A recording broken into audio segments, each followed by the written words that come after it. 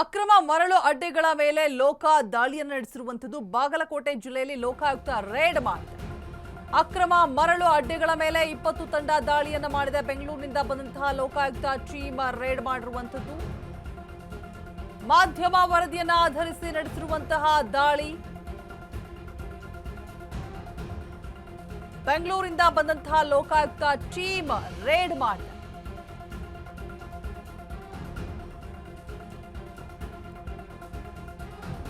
ಮಾಧ್ಯಮದಿಂದ ಬಂದಂತಹ ವರದಿಯನ್ನ ಆಧರಿಸಿ ಮಾಡಿರುವಂತಹ ರೇಡ್.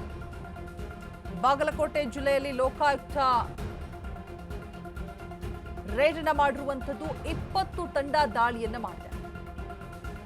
ಅಕ್ರಮ ಮರಳು ಅಡ್ಡೆಗಳ ಮೇಲೆ ಬೆಂಗಳೂರಿನಿಂದ ಬಂದಂತಹ ಲೋಕಾಯುಕ್ತ ಟೀಮ್ ಕಡೆಯಿಂದ ರೇಡ್ ಮಾಡಿರುವಂತದ್ದು.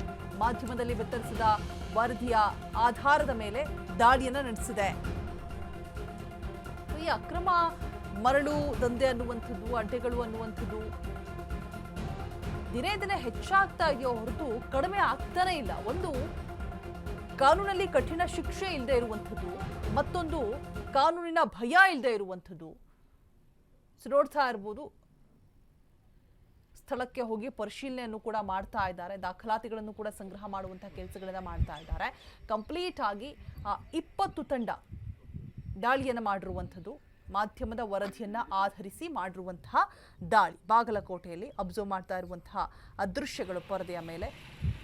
ಮಾಧ್ಯಮದ ವರದಿಯನ್ನ ಆಧರಿಸಿ ಮಾಡಿರುವಂತಹ ರೇಡ್. ಅಕ್ರಮ ಮರಳು ಅಡ್ಡೆಗಳು ಏನ್ ನೋಡ್ತಾ ಇದ್ರ ಕಂಪ್ಲೀಟ್ ಆಗಿ ಎಲ್ಲಾ ಕಡೆ ಕೂಡ ದಾಳಿಯನ್ನ ಮಾಡಲಾಗಿದೆ. 20 ಟೀಮ್ಗಳು ದಾಳಿಯನ್ನ ಮಾಡಿದೆ.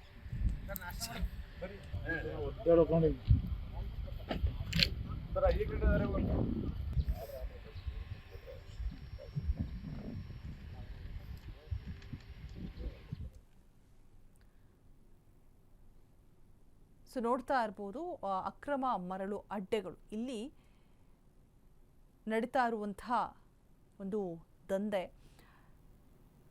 ಪ್ರತಿನಿತ್ಯವೂ ಕೂಡ ಈ ಅಕ್ರಮ ಮರಳು ಸಾಗಾಣಿಕೆ ಅನ್ನುವಂಥದ್ದು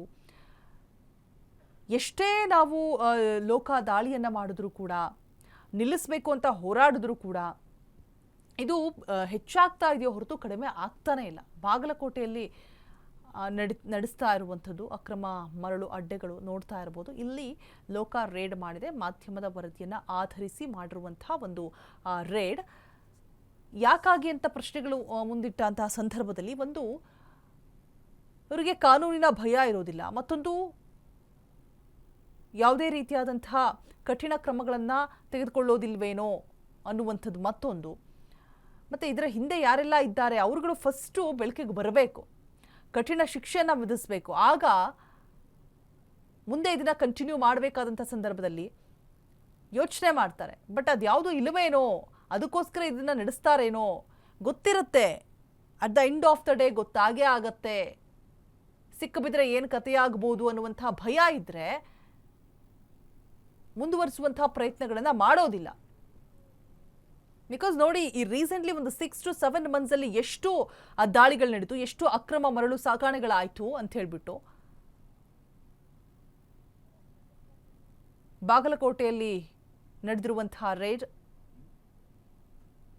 ಮರಳು ಅಡ್ಡೆಗಳ ಮೇಲೆ 20 ತಂಡಗಳು ರೇಡ್ ಅನ್ನ ಮಾಡಿದೆ.